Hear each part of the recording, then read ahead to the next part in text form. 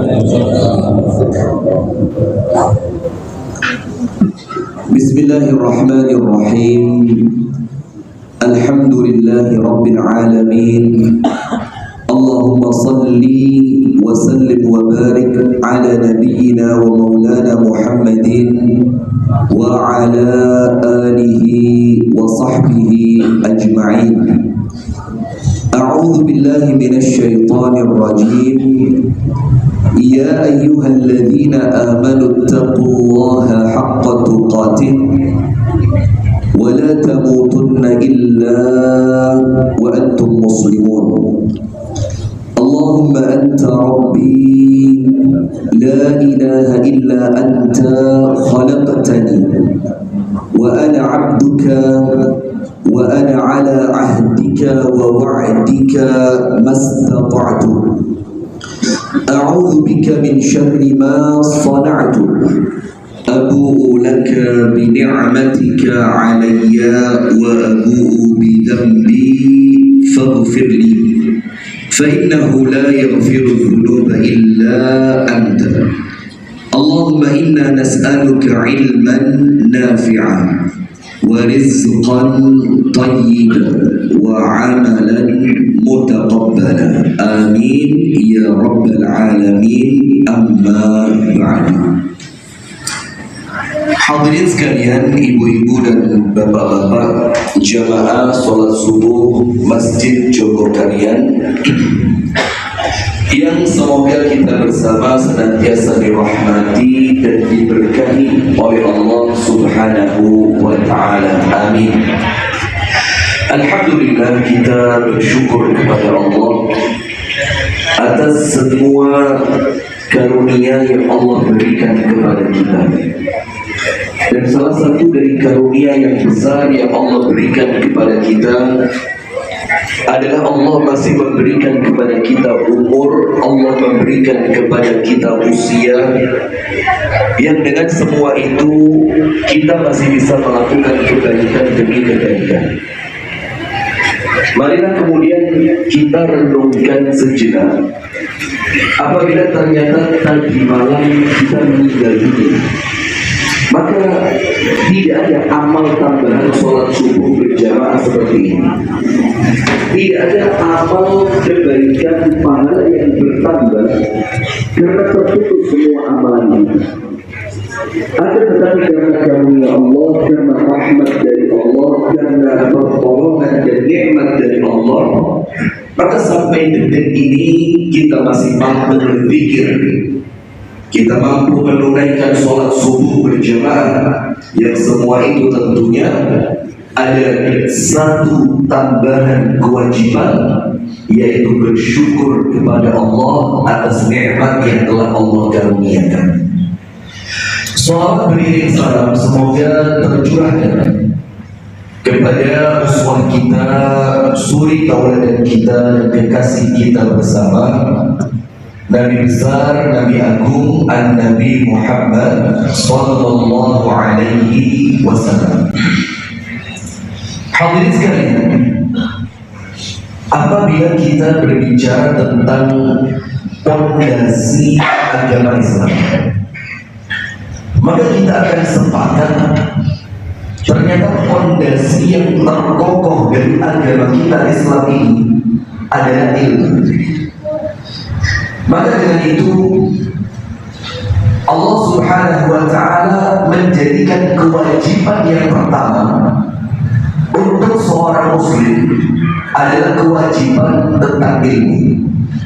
Maka disebutkan di dalam Al-Quran, fa'alam annahu la ilaha illallah wastaghfir li dhanbik. Ketahuilah bahwasannya tidak ada yang berhak diibadahi kecuali Allah. Itu ilmu, ketahuilah. Baru kemudian wastaghfir li dhanbik, baru kemudian kita diperintahkan oleh Allah untuk ibadah. Rasulullah Sallallahu Alaihi Wasallam menjadikan menuntut ilmu itu kewajiban untuk umatnya. Maka Rasul Sallallahu Alaihi Wasallam bersabda, "Talabul ilmi fariidatun 'ala kulli muslimin wa muslimatin. Menuntut ilmu adalah perkara yang fardhu, fardu, wajib untuk setiap muslim laki-laki maupun muslim yang perempuan. Maka dengan itu ada satu ayat yang ini merupakan firman Allah yang pertama yang Allah turunkan kepada Nabi besar Muhammad sallallahu alaihi wasallam, di mana Allah Ta'ala mengetahui bahwasanya Nabi Muhammad adalah seorang manusia yang ummi, tidak mampu membaca dan tidak pula menulis. Tapi kemudian dalam keadaan Allah tahu Nabi Muhammad itu tidak membaca dan tidak menulis, tapi justru firman yang pertama Allah turunkan adalah Iqra. Maka perkara ini nampaknya sesuatu yang bertolak belakang. Mana mungkin seorang manusia bernama Muhammad sallallahu alaihi wasallam yang tidak memiliki kemampuan membaca dan menulis, oleh Allah justru diperintah yang pertama kali Iqra. Maka oleh para ulama dijelaskan, ini menunjukkan bagaimana agama Islam yang mulia ini tidak menginginkan umat dan jamaahnya itu menjadi orang yang bodoh. Maka dengan itu Islam concernnya luar biasa tentang ilmu ini. Kemudian Nabi Adam alaihi salam, ketika Allah subhanahu wa ta'ala memerintahkan seluruh makhluk yang ada di langit untuk bersujud kepada Nabi Adam, dan yang Allah berikan kelebihan kepada Nabi Adam agar mereka semuanya merasa pantas untuk Nabi Adam itu mereka bersujud kepadanya adalah ilmu. Maka ketika malaikat-malaikat Allah subhanahu wa ta'ala merasa keberatan ketika Allah akan menciptakan satu makhluk yang bernama manusia, ketika Allah berfirman, inni ja'ilun fil ardi khalifah, aku akan menciptakan di muka bumi seorang khalifah, seorang penghuni, pemimpin. Maka malaikat-malaikat itu protes kepada Allah dengan mereka mengucapkan, ataj'alu fiha man yufsidu fiha wa yasfiku dima. Apakah engkau akan menciptakan di muka bumi sesosok makhluk yang kegemarannya merusak, yang kegemarannya adalah menumpahkan darah? Wa nahnu, sementara kami, kata para malaikat, nusabbihu bihamdika wa nuqaddisu lak, sementara kami senantiasa bertasbih, mensucikan dirimu dan mengagungkanmu ya Allah.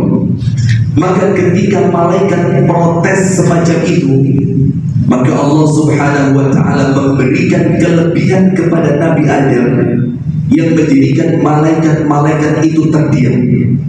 Wa 'allama Adam al-asma'a kullaha. Allah mengajarkan nama-nama kepada Nabi Adam.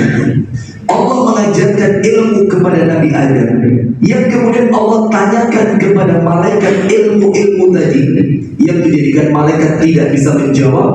Lalu malaikat mengucapkan, subhanaka, maha suci engkau ya Allah, la ilma lana illa ma 'allamtana, tidaklah kami memiliki ilmu ya Allah kecuali ilmu yang telah engkau ajarkan kepada kami.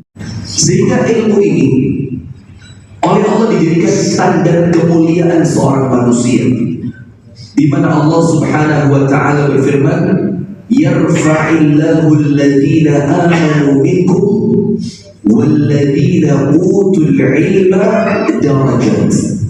Allah akan meninggikan, mengangkat derajat orang-orang yang beriman di antara kalian, dan akan mengangkat pula derajat orang-orang yang berilmu di antara kalian. Maka dengan itu disebutkan di dalam kitab Al-Usul Al-Thalatha, ada 4 kewajiban secara global yang Allah wajibkan kepada orang-orang yang beriman. Secara global, secara besar, ada 4 kewajiban. Dan kewajiban yang pertama adalah al-ilm, mencari ilmu. Maka Al-Imam Al-Bukhari rahimahullahu ta'ala membuat satu bab khusus di dalam kitab hadisnya yang berjudul Al-Ilmu Qabla Al-Qawli Wal-Amal. Hendaknya kita ini semuanya berilmu sebelum berbicara dan sebelum beramal. Maka kewajiban yang pertama yaitu mencari ilmu. Kemudian yang kedua, wal-amalu bihi, mengamalkan ilmu tersebut. Karena disebutkan di dalam pepatah, alimun bi'ilmihi la ya'malan mu'adzabun qabla ubadil wazan. Orang yang punya ilmu ternyata dia tidak mampu mengamalkan ilmunya, maka orang tersebut mu'adzabun, akan diazab oleh Allah qabla ubadil wazan, sebelum para penyembah berhala. Maka setelah kewajiban yang kedua yaitu mengamalkan ilmu, muncul kewajiban yang ketiga yaitu ad-da'watu ilaihi, berilmu, mengamalkan, kemudian mendakwahkan. Setelah kita mampu mendakwahkannya, maka kewajiban keempat yaitu yang terakhir, was-sabru 'alal adzafi, bersabar atas gangguan di jalan tersebut. Maka Al-Imam Ahmad Ibn Hanbal rahimahullahu ta'ala mengatakan, al-ilmu la ya'diluhu syai'un. Ilmu ini tidak ada bandingannya dengan apapun.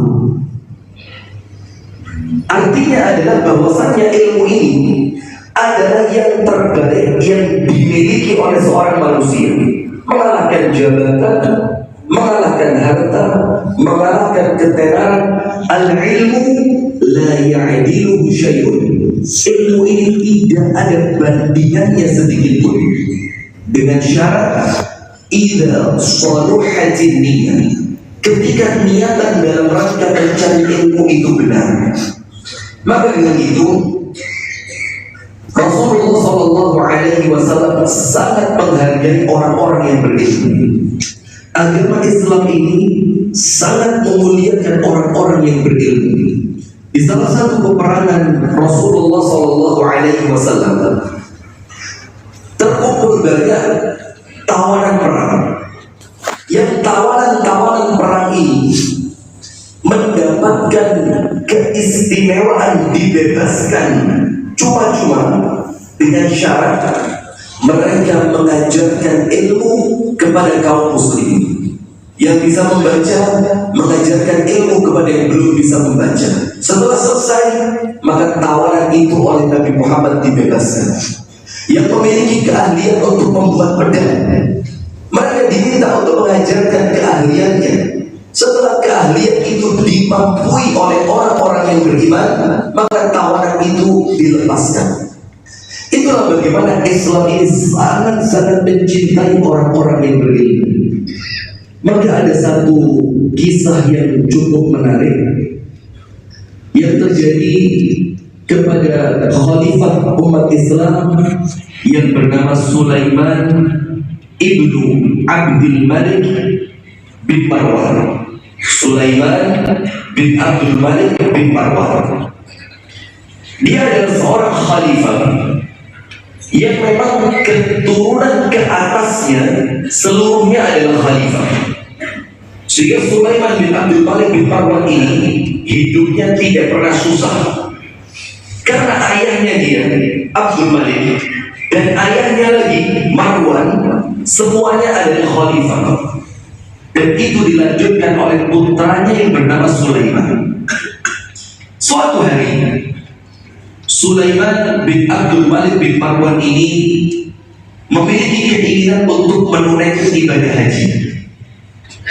Maka dia kumpulkan menteri-menterinya, dia kumpulkan orang-orang terdekatnya untuk membuat dan mempersiapkan perjalanan haji.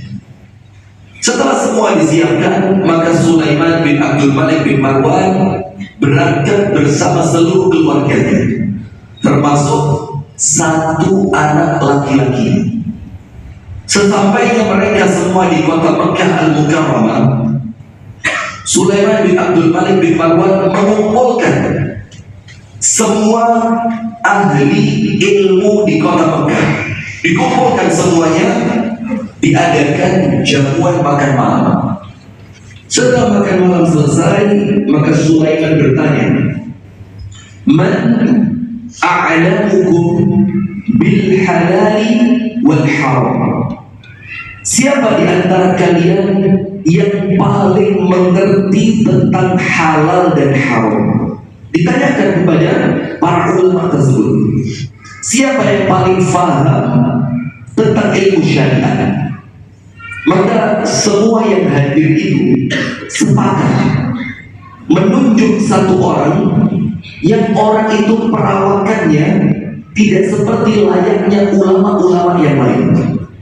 Badannya bongkok, kakinya pincang, dan kemudian dia memiliki penglihatan yang tidak lagi jelas. Maka Sulaiman bin Abdul Malik bin Marwan bertanya, "Man huwa?" Siapa orang ini sampai kalian mengatakan dia adalah orang yang paling mengenal ilmu tentang halal dan haram untuk dijadikan amir haji tahun itu? Maka semua ulama yang hadir di majelis tersebut mengatakan, "Huwa warithu ilmi Abdillah ibni Abbas."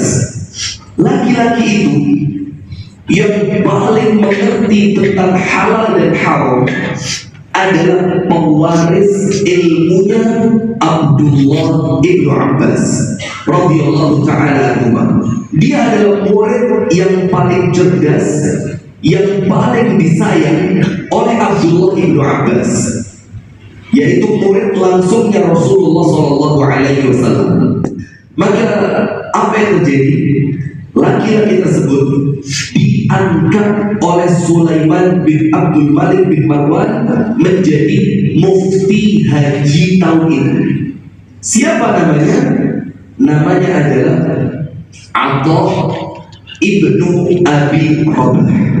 Atha bin Abi Rabah. Maka kemanapun rombongan haji ini berangkat, maka Atha bin Abi Rabah menyertai mereka. Dan dia mendapatkan tenda yang besar, layaknya tenda khalifah. Karena untuk banyaknya penanya yang datang, sehingga mampu menampung banyaknya pertanyaan-pertanyaan itu. Di suatu hari, pas tanggal 9 Zulhijjah, Sulaiman bin Abdul Malik bin Marwan berdebat dengan anaknya tentang perkara wukuf di Arafah. Antara bapak dan anak, Sulaiman berdebat dengan anaknya.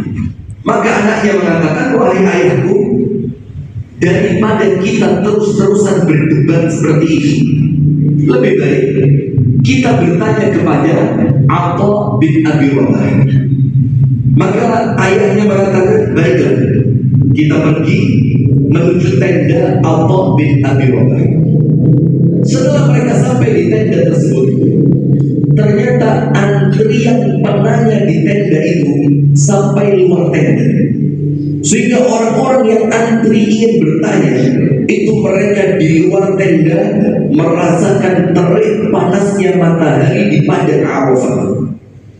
Kemudian Sulaiman bin Abdul Malik bin Marwan, dia tidak mau antri.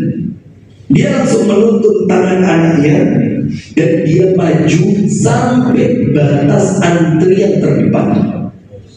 Gak mau antri karena dia menganggap dirinya seorang khalifah.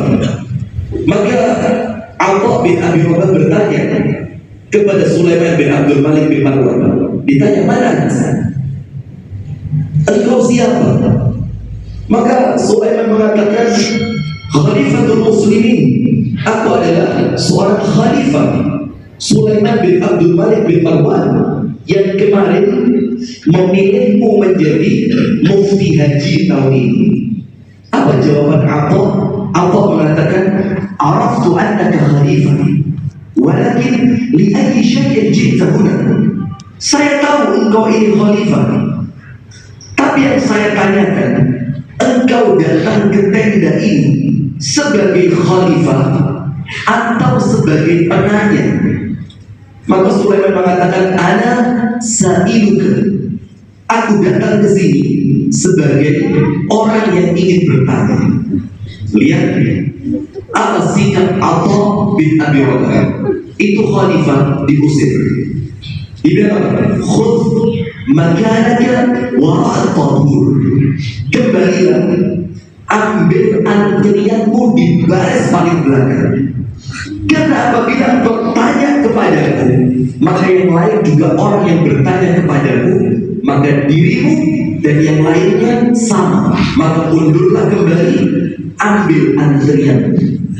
Maka sang khalifah Sulaiman ibnu Abdul Malik bin Marwan ini langsung menuntun tangan anaknya mengambil antrian yang paling belakang, merasakan panasnya terik matahari di padang Arafah, sambil dia ngomong ke anaknya, "Ya bunai, utlubil ilm." Wahai anakku, carilah ilmu. Wahai anakku, jadilah orang yang berilmu. Kemudian dia cerita, "Saya ini, ayah saya khalifah, kakek saya khalifah, saya tidak pernah sekalipun diperintah oleh orang lain kecuali hari ini. Dan saya merasa hina di depannya karena dia memiliki sesuatu yang aku tidak memilikinya, yaitu ilmu." Maka dari kisah ini bisa kita ketahui bagaimana ilmu itu memuliakan manusia dimanapun ia berada. Bahkan Al-Imam Al-Hasan Al-Basri itu pernah ditanya oleh muridnya, "Ya Imam, kami melihat dirimu ini tidak ada takutnya sedikit pun di depan orang-orang kaya. Kami melihat dirimu ini, wahai Imam Al-Hasan Al-Basri, tidak ada sedikit pun engkau merasa gusar ketika engkau berada di hadapan orang-orang kaya dan para pemimpin. Dan engkau tidak pernah merendahkan dirimu di hadapan mereka." Maka sama muridnya ditanya, "Apa resepnya?" Maka Imam Hasan Al-Basri mengatakan, "Karena aku tidak butuh dengan kekayaan mereka, sementara mereka butuh dengan ilmu yang aku miliki." Jadi itu, aku tidak butuh dengan kekayaan mereka. Maka seorang alim, penuntut ilmu, tidak boleh silau dengan dunia ini. Dalam keadaan orang-orang kaya itu pasti butuh ilmunya para ulama.